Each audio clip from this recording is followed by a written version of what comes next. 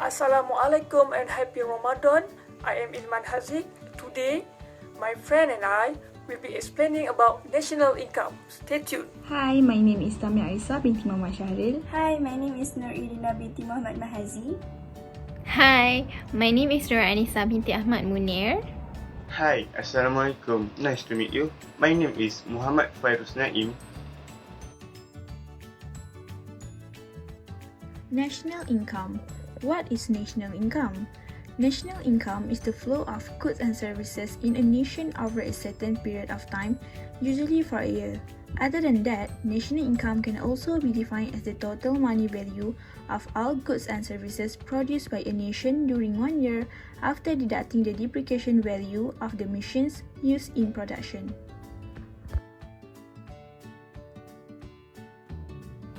What is the difference between GNP and GDP?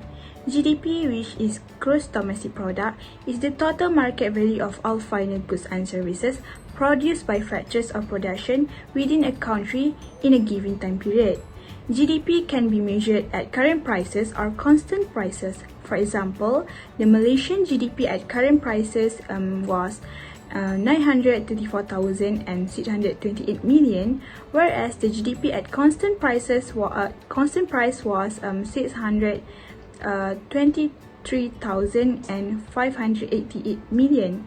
Meanwhile, gross national product is the total market value of all final goods and services produced by a country's resident in a given time period. GNP is the total amount of income earned by nationals of the country, regardless of where they are. For instance, income earned by Malaysians working abroad in countries like Japan and Korea will be included in the GNP.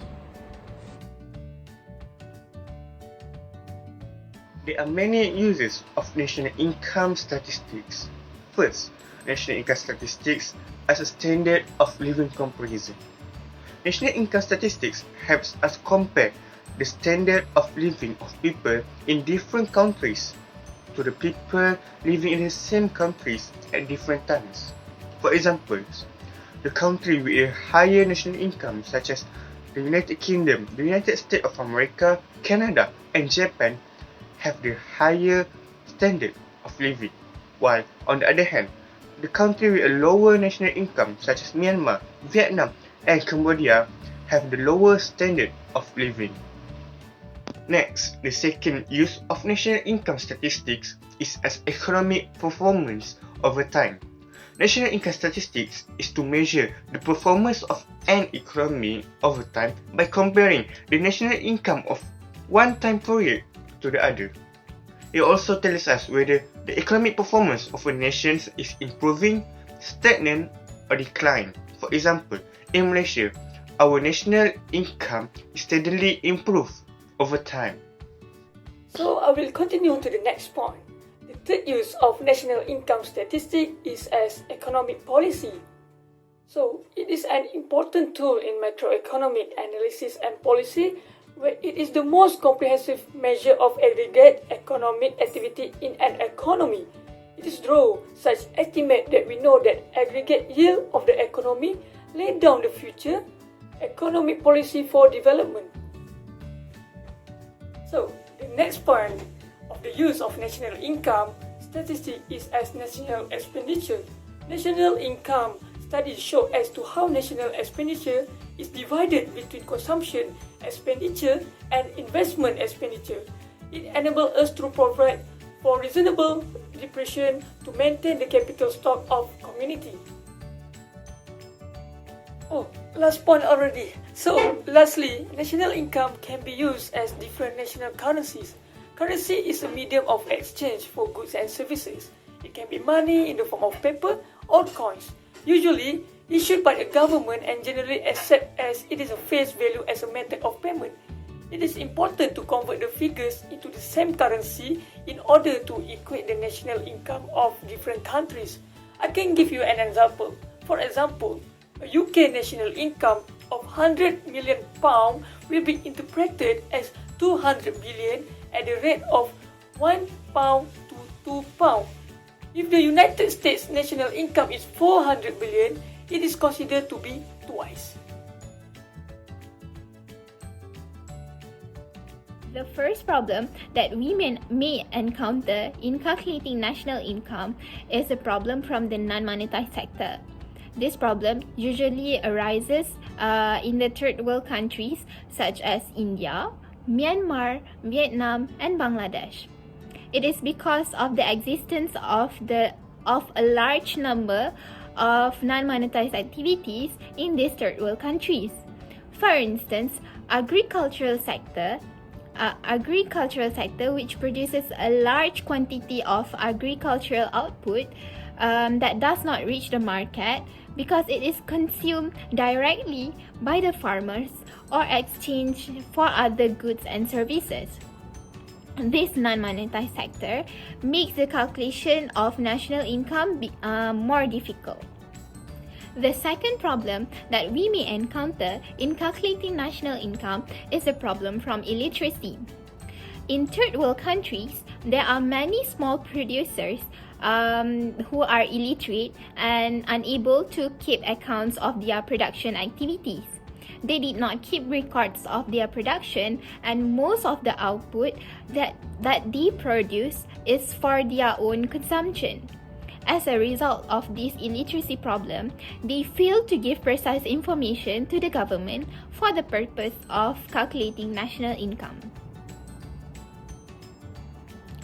The third problem encountered in calculating national income is the lack of sophisticated machinery to compute national income data. Some of the third world countries are still using the obsolete machinery, and this will create difficulties in calculating national income because data collected for the calculation need to be analyzed by using the sophisticated machinery. For example, advanced computers and programs to calculate national income.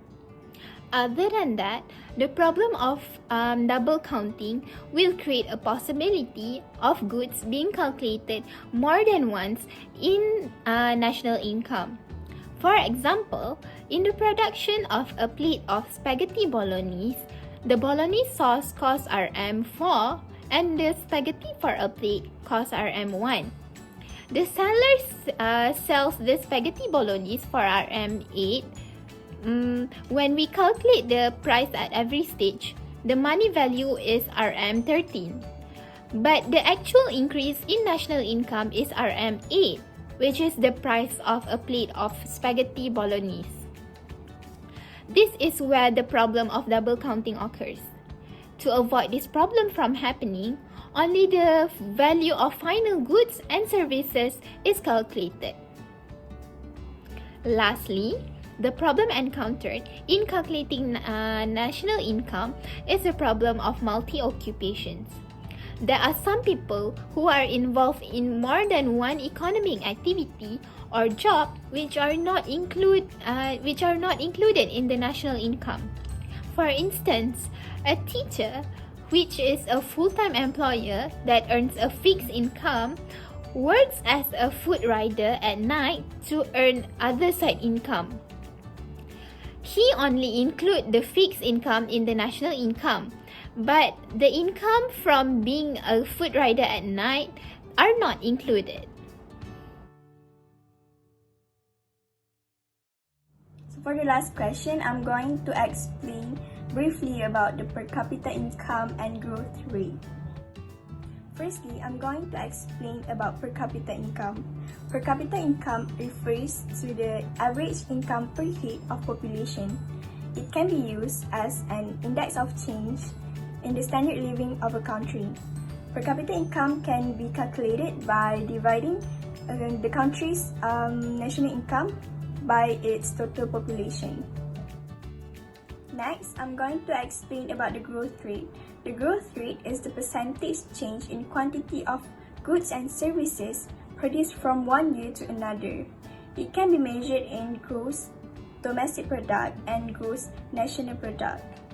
The formula to measure this growth rate is by subtracting the current real GNP from the previous year GNP, and the difference will be divided by the previous year GNP and multiplied by 100.